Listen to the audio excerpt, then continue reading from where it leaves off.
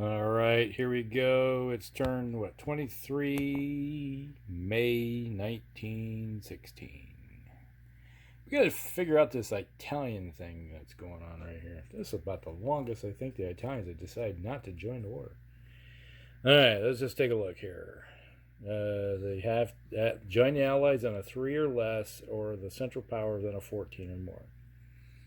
Here's our dice roll modifiers. The United States is in the war, so it's a -2. It's after May of 1915, so there's a -4. Each Central Power city controlled by the Allies, 1. That's a -5.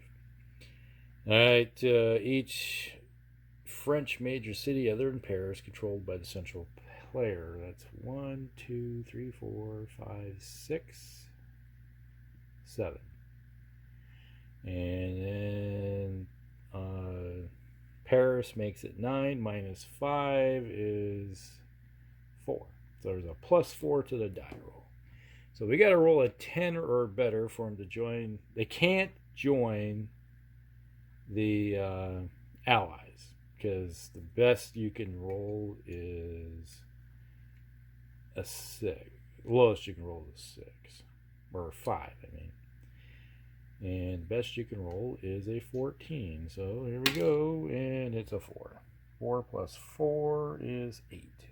So they do not join the war. Italy, for some reason, has decided to stick out. Stay out of it. Now, the other thing we have to look at here is weather. The weather is clear. So when you get the weather clear, you got a lot of movement that can happen in this game, because you got supply lines can move around quickly, etc.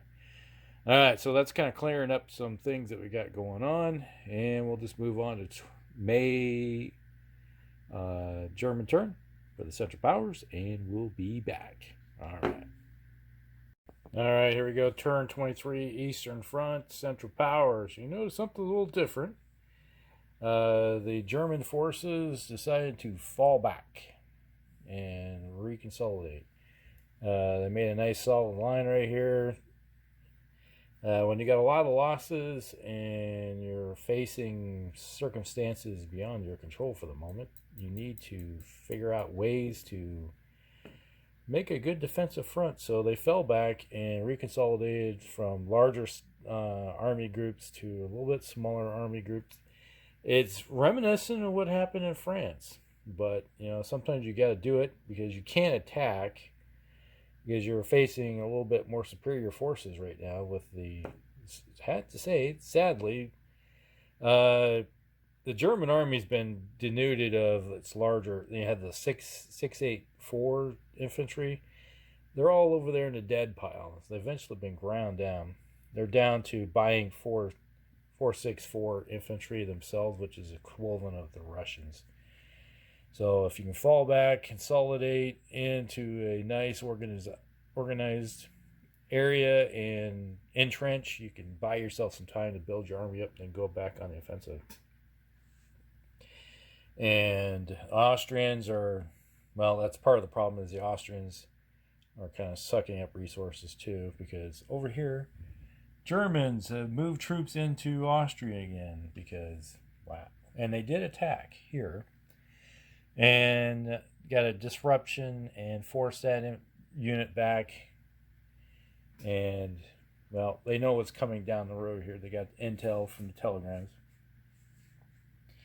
that the British are coming. So, yeah, they need to start moving troops south, because there's no way. The Austrians are putting all their army just to hold what little Russian troops are coming at them.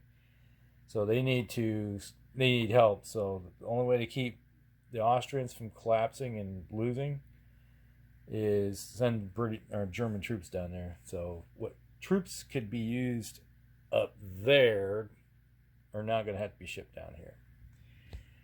And obviously the Italians are avoiding this war. But the one thing the Germans did do, they built some extra. They sent some extras over here, and they're trying to get this over to Cherbourg over there.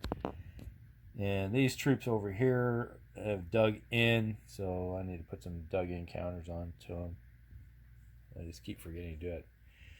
All right, so that's everything with the Central Powers in May 1916. It's like everybody's getting tired all of a sudden. I can understand it. All right, be back.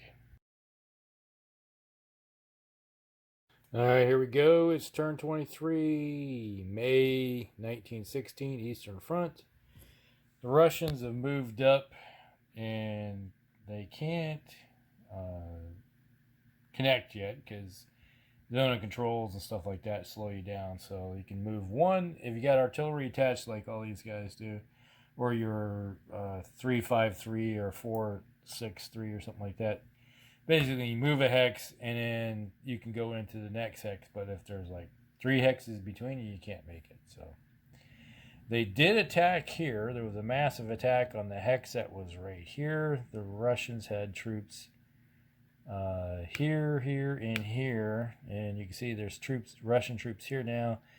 They're missing a complete army group and a little bit of extra because there's a big full exchanges going on right here. So the Russians lost a lot of troops going into that attack, but they did take out a complete Austrian army group in the process. So kind of hurt both sides.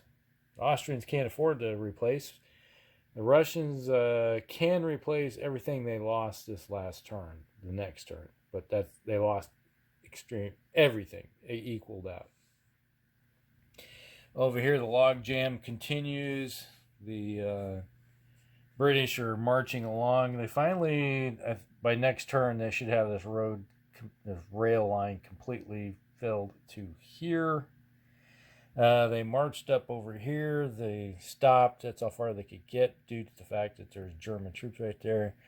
The cav went up to almost make it. That's about the full extent that I think the Romanian army can make it through here. So they can't go very far into Austria, but they can cause havoc.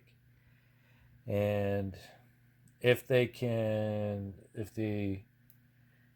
Romanians can take Serbia back, well, that might be something interesting.